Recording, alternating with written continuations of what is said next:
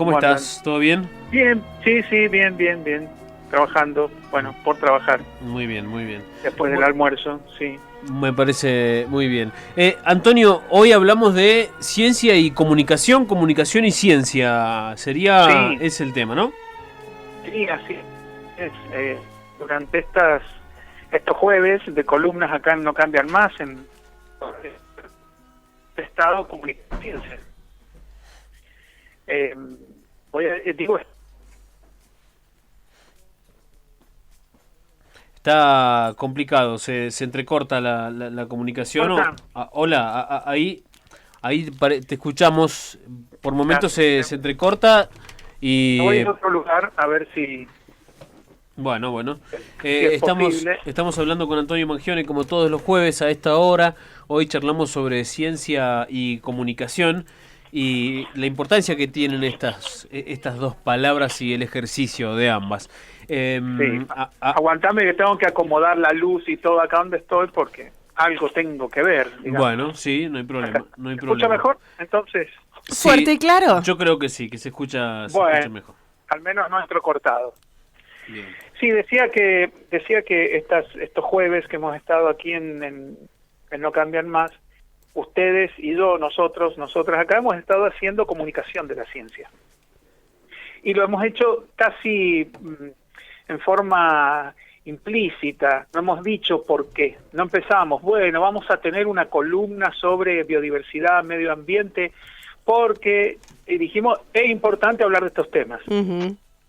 Pero hay una práctica comunicacional ahí, de la ciencia en particular, que tiene unos ribetes interesantes para analizar, para reflexionar, sobre todo cuando empezamos los vínculos que tiene la comunicación de la ciencia con la misma forma de hacer ciencia, cómo la ciencia es interpelada o no por la sociedad, si la ciencia como saber es un derecho humano, saber sobre ciencia, no a conocer, entonces saber ese derecho necesita resguardos y garantías. Y en gobiernos democráticos, en formas de gobierno democrática, además entonces la producción de conocimiento y esa comunicación tiene que ser democratizada. Entonces, me parecía interesante, luego de haber estado haciendo estas columnas, poder pensar qué comunicamos, cómo comunicamos las ciencias, para qué, a quiénes y quiénes están comunicando la ciencia, aquí, en San Luis, en Argentina, en el resto del mundo. Entonces, bueno, por ese lado quería ir y si alcanzo, me gustaría mencionar algo de los vínculos de la comunicación de la ciencia con dos elementos que son críticos y sumamente importantes, sobre todo en países como los nuestros, que son la sustentación y fortalecimiento de la democracia, sobre todo de las prácticas democráticas, y la soberanía, que alcance tiene ese término.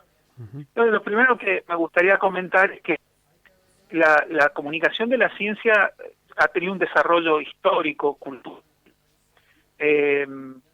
como cualquier otro proceso cultural, inclusive científico, desde las ciencias sociales, ha tenido un desarrollo histórico muy interesante. Hasta comunicación hubo siempre de alguna u otra forma, y no voy a pero vamos a referirnos a algo un poquito más reciente, que antes de volver a los griegos, este pueblo esclavista con la Sapienza, pero nos podemos venir al 1700, al 1800, sobre todo. Se hacían algún desarrollo que generalmente era tecnológico, alguna aplicación, no venía necesariamente de una estructuración método. Antonio, te perdemos por momentos Qué lástima. y la verdad que Bueno. sí, sería una lástima que no Bueno. podamos escucharte Hay bien. una opción es que pasemos, que yo lo llame, no sé, por WhatsApp. Bueno, podemos intentar por WhatsApp y apuesto a que se va a escuchar mejor. Bueno. Ahí te llamo yo por WhatsApp. Ok, listo. Bueno, vamos a ver. La conexión. Probar otras opciones. ¿De qué manera podemos comunicarnos con Antonio Mangione. La semana pasada nos reíamos, ¿no? De los 100 años de la radio y que algunas cosas todavía parecen de 100 años. La tecnología a veces es cruel con nosotros. 20 minutos pasaron de las 2 de la tarde de este jueves 3 de septiembre. Sí, la música en espera. Sí. Como, ahí le comunica y le pone eso. No me daría mucha confianza ponerle llamar a una empresa que tenga la música del Padrino de cortinita mientras esperas el llamado. Pero es así, lo hemos bautizado así a nuestro tío Mangione. El tío Tony Mangione ha sido bautizado de esta manera. Y lo aceptó, esa es la mejor parte. La mejor parte de todo es que aceptó... Espere un momento, por favor. Parecito. Nosotros somos así. Es así este programa. En minutos nada más, después de hablar con Antonio Mangione, vamos a hablar con Daniel Araoz. Así es, señores. Hablaremos Espere un momento, por favor, su llamado está en curso. Bueno, yo nunca escuché una operadora que diga su llamado está en curso. Perdón, operador, nunca escuché eso. Su llamado está en curso. Aguarde un momento, por favor. Nada más. Ya que estás, saludame, me manda. Un beso a mi hermana, Nine, que creo que es la segunda vez que escucha este programa. Nada, mentira. Lo debe haber escuchado 3, 4 veces. Espere un momento, por favor, su llamado está en curso. El Fran está llamando. Metele una tilde, así se entiende lo que dice Juanita. Está llamando. 2664-87-1444. El teléfono para comunicarse con nosotros. No, mi hermana me ha escuchado muchas más veces, para que no se sienta ofendida. Ha estado muchas más veces escuchando este programa y acompañándonos, por supuesto. Vamos con el Tony. ¿Ya está? ¿Está en línea? Sí, ¿me escuchan? ¡Ay, fuerte Sí. y claro! Excelente, qué bueno. Bueno, entonces, meter pata porque hemos perdido unos minutos acá, pero hace bastante tiempo atrás, 200 años atrás, 250, 300 años Hola, atrás, la Tony. ciencia también se comunicaba. ¿Hola? No, tenemos un poco de delay y los chistes no, Ok. no caen bien. No caen van. en tiempo, claro. Ok. Bueno, entonces, ustedes decidan nomás, no hay problema si se pasa para otro día o año cuando las compañías telefónicas hagan las inversiones que tienen que hacer. No. Ese chiste se alcanzó. Sí, ese ¿Entró chiste. con delay ese chiste? No, sí, ese entró perfecto. Ese entró bárbaro. Entró con deleite. Bueno, vamos. ustedes me digan. Tenemos 10 minutos, así que démosle para adelante, Antonio, si te parece. Bueno, dale. Entonces,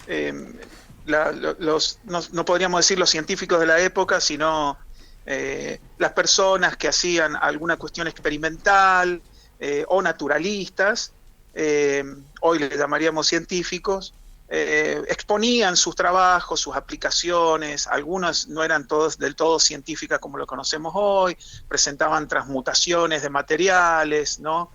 O hacían máquinas, y entonces las divulgaban, se las exponían al público, y ese público le daba apoyo o no le daba tanto apoyo, les gustaba o no les gustaba, de paso pasaba algún mecenas y le financiaba sus estudios y sus trabajos. Y esa era también una forma de comunicar. Todavía nosotros seguimos haciendo ferias de ciencia, etc. Con el pasaje de la ciencia, con la institucionalización de la producción científica, tanto teórica como práctica y aplicada, en institutos y sobre todo en universidades, porque antes la ciencia, digamos, no pasaba necesariamente por las universidades, empieza también a ser atravesada por otros intereses la ciencia. Y también empieza a haber como ciertas distancias que se perciben entre los públicos, la ciudadanía, la sociedad, y esa generación de conocimiento científico. Quienes han estudiado mucho el tema desde el punto de vista histórico reconocen algún punto muy clave ahí, a partir de la Segunda Guerra Mundial, donde aparentemente, ya con alguna experiencia en algunos destrozos que habría hecho, algunas aplicaciones de la ciencia en la Primera Guerra Mundial, y los grandes desarrollos, sobre todo el desarrollo de la energía nuclear después de la Segunda Guerra y el lanzamiento de 2 bombas en Japón, Eh, sumado a que en Estados Unidos empezaron a inquietarse con que los rusos, a quienes consideraban unos ignorantes campesinos brutos que era imposible que estuvieran poniendo animales y personas en el espacio, generó una suerte de compulsión hacia la comunicación de la ciencia, con esta idea de que a la gente le faltaba conocimiento científico y que la única forma de validar las cosas que se hacían en institutos y a nivel nacional en los gobiernos era que la gente los apoyara. Para apoyarlos tenían que saber, y para saber había que alfabetizarlos. Desde el año 50, más o menos hasta el año 2000 y pico, las encuestas públicas sobre el conocimiento de la ciencia y sobre lo que sabe la gente no variaron en nada. Hay un estudio que dice que en Inglaterra, en 40 años de estudios de conocimiento sobre la ciencia, lo único que aparece que se aprendió es qué es lo que significa ADN. ¿No? Esto no es un chiste. Esto no es un chiste. Es decir, algo falló ahí. Y lo que falló es el modelo. Ese modelo de déficit cognitivo, como que a las personas les faltan cosas en la cabeza. Y entonces eso plantea otra forma de pensar la comunicación de la ciencia, no como a las personas y a los públicos como que les faltan cosas, sino como que aprende en función de intereses y desintereses, porque hay cosas que nos interesan y hay cosas que no nos interesan. A mí, por ejemplo, no me interesa teoría de cuerdas. No busco información sobre eso, no me mueve el amperímetro, no parpadeo más rápido cuando leo esas noticias. No me interesa. Me podría llegar a interesar el día que con teoría de cuerdas podemos evitar enfermedades, por ejemplo. Una vez ahí me interesa. Cosa que dudo que ocurra, pero ahí sí me interesaría. Y así pasa con cada uno de los seres humanos en el planeta. Tiene un conjunto de intereses y desintereses. Pero además aprende y se apropia del conocimiento en contextos. Y además, aunque el contexto fuera el mismo, su cultura también podría intervenir y de hecho lo hace. Entonces viene, no al rescate, pero surge en respuesta también otro modelo que se denomina etnográfico o contextual. Y ahí tiene en cuenta todos estos aspectos que yo digo acerca de la cultura y de los intereses y desintereses y el contexto en el que se aprende. Ahora, ¿por qué comunicamos ciencia? ¿Por qué este énfasis hoy en comunicar ciencia? Y este es el punto al que me quiero referir en particular. Algunos autores dicen, bueno, porque es mejor saber más que saber menos. Es interesante, pero podría tener un espacio de discusión ahí. Otros dicen porque la ciencia es parte de la cultura, ¿por qué no conocer más sobre este aspecto de la cultura? Muy válido, muy interesante, hay poco que argumentar en contra sobre eso. Y otros también dicen que es un acto político saber de ciencia. ¿Y por qué? Porque estamos atravesados por ciencia, porque es una cultura muy fuerte, porque condiciona nuestro entorno de vinculación ya del cuerpo y de la mente. Es decir, nosotros estamos rodeados de tecnología que nos condicionan el cuerpo y la forma de entender la realidad. Mal haríamos si al menos no intentáramos, y no digo desde los gobiernos necesariamente, si no intentáramos como sociedad comprender nuestro entorno de alguna manera. Y la ciencia es una forma de comprenderlo, Muy valiosa, por cierto, para muchos aspectos, problemática en otros, muy problemática en otros. Y ahí es donde viene la cuestión de la democratización. Si estos procesos de producción de ciencia, de comunicación de la ciencia y de participación ciudadana en la generación del conocimiento científico, no mirando detrás del hombro de investigadores e investigadoras en el laboratorio, sino en lo que actualmente ya ocurre, el reclamo frente a lo que se considera un atropello o una violación de derechos, o la participación a partir de consejos sociales en las universidades o institutos de investigación, o a partir de la toma de iniciativas propias acerca de los modelos de producción, que son otras, o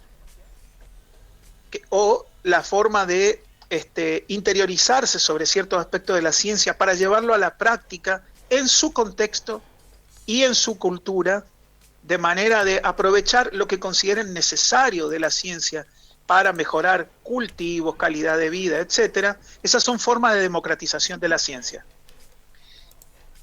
¿Y por qué eso se vincula de alguna manera? ¿Y por qué la comunicación de la ciencia? ¿Cómo cae en esto? Es clave porque no hay comprensión sin comunicación. Es decir, en la comunicación aparece un relato, no hay forma de contar sin relato. El relato que elegimos para hablar de la ciencia es el relato que se construye y se empieza a compartir y genera sentido común. Entonces, la comunicación de la ciencia es una verdadera comunicación de la ciencia, se interpela a la ciencia. Si la interpela, si la pone en crisis, porque esto de poner en crisis a la propia ciencia solo adentro del laboratorio es muy fácil. Para eso está la comunidad de científicos y científicas, con sus métodos, sus rigurosidades, etc. Pero si la comunicación de la ciencia se basa simplemente en contar resultados espectaculares, en títulos rutilantes y falsamente esperanzadores, digamos, ¿cuántas notas terminan finalmente con este descubrimiento terminamos curando el cáncer en 10 años? ¿Cuántas notas han pasado bajo el puente que han finalizado con ese tema? Y estamos batallando con el cáncer a nivel mundial.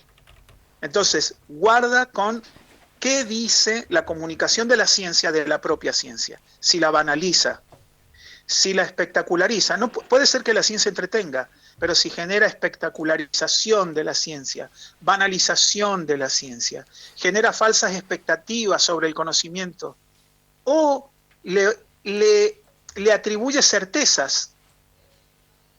No hay ejemplo más dramático y trágico que lo que experimentamos como pandemia con el COVID a nivel mundial sobre las certezas. De hecho, parece que luego del ADN, la concepción de que la ciencia nos da certezas ha sido puesta en crisis nuevamente con el COVID y la pandemia. Nos cuesta comprender a muchos, o les cuesta comprender a muchos, que no se sabe. No se sabe, no sabíamos cómo era este virus. Se podían prevenir un montón de cosas, ya hemos hablado en este programa sobre este tema, pero no se sabe, hay cosas de este virus que no se saben y se han aprendido en 5 meses. Y las últimas cosas que se han aprendido en 1 mes. Y todavía están aprendiendo cuando hacen la vacuna. Y eso también es ciencia, pero no es lo que se lee todos los días. No es una ciencia falible, no es una ciencia incierta, no, es certidumbre, es previsibilidad. Eso es raro, eso no es la mejor comunicación de la ciencia. ¿Y por qué se vincula? Y por eso digo que es importante que todas estas instancias, inclusive la de comunicar de la ciencia, contribuyan a la democracia, es decir, contribuyan a dar voz, a que esa voz sea tenida en cuenta, a que sea vinculante en algunos aspectos la voz de todas las personas. Y si no es vinculante, la ganarán por presión social, como estamos viendo que ocurre. Y es valioso, y es necesario. Mientras más abierta, mientras más interpelable, mucho más democrática. Y ahora voy al último punto, soberanía.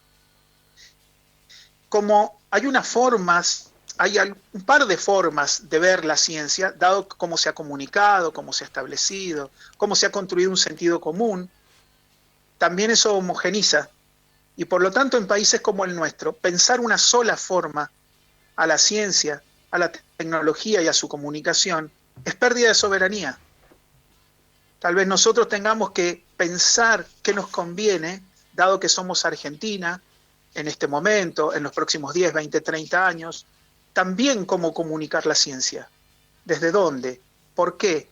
¿Para quiénes? Con algún objetivo en particular. Los gobiernos lo harán con un sentido, probablemente, las universidades con otros, pero no deberíamos perder de vista, esto en mi opinión, que también una forma de pensar, crear una cultura, transitar una transformación cultural hacia una nueva forma de pensar también la ciencia y su comunicación, también es soberanía. La soberanía no es solo dejar de importar y exportar más, o solamente hacer satélites, cosa que celebro y festejo, y festejo mucho, sino también tener una forma de pensamiento soberano, propia, resistente, y eso también se puede comunicar desde las ciencias. Y cuando digo ciencias, como lo escribí en el avance, estoy hablando de todas las ciencias, para empezar a alejarnos de la matemática, la química, la física y la salud como las únicas ciencias, con un énfasis mucho mayor en todas estas otras ciencias que hacen a la misma comprensión y que son de las pocas ciencias que se analizan a sí mismos mientras discursan, como son las ciencias sociales, la antropología, la psicología, la sociología. Y finalmente, pensar, y con esto termino, pensar en la ciencia también, no solo como un derecho humano, porque un conocimiento, sino pensarla en diálogo con otros saberes. Yo pienso que la ciencia per se no es amenazada por otros saberes. Si me preguntan a mí dónde puede haber a mí una amenaza de otros saberes u otras concepciones, mi límite para la comunicación de la ciencia son 2 o 3. Una, que tiene que tener un especial cuidado por todos estos aspectos vinculados al cuidado de las minorías, de las personas que atraviesan situaciones complicadas, de los vulnerados, ¿no? El cuidado. El otro límite, si no nos podemos salir del cuidado en nuestros discursos de la comunicación de la ciencia. Y lo otro que me preocupa son que cualquier otro saber, mientras no amenace salud pública y derechos humanos, pueden convivir, para mí. Lo que no puede convivir es alentar el consumo de dióxido de cloro. No, eso es imposible. Se terminó, eso no es comunicación de la ciencia, no hay diálogo con ese saber para mí.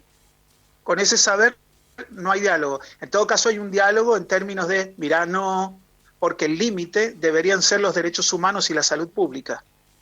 Pero eso es mi concepción de lo que son derechos humanos, salud pública y el rol del Estado. Es cierto que los Estados en general engloban a todos, representan a todos, hasta que atentan contra estos principios básicos del Estado. Entonces, hasta ahí yo iría, ¿no?, en este concierto de elementos de la comunicación de la ciencia vinculada a la democratización y a la soberanía de los países, muy especialmente de los nuestros.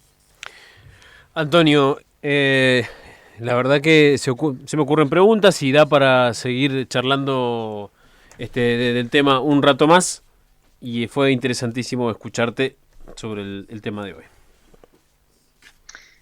Guarden las preguntas y hacemos un debate el jueves que viene. Me encanta. Dale.